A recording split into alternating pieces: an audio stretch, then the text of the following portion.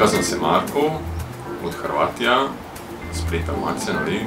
Тук съм 3 години и много ми хареса ново жилище. Ще говорим за балкон. Разлика между балкони в Хърватия и България не е голяма.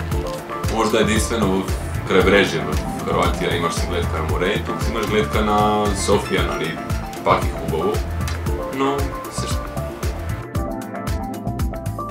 Посрещане на балкон туристи е нещо ново за мене, но казва се хубаво, готини хора, интересно, седиш си, говориш си, пиеш си, запознаваш си нови хора, хубаво е.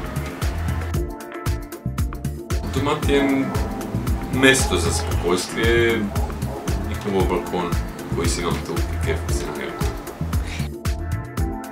За балкон много ми хареса то, кое е направила IKEA, но единствено ми липсва един комин, koji ще строят след седмица-две.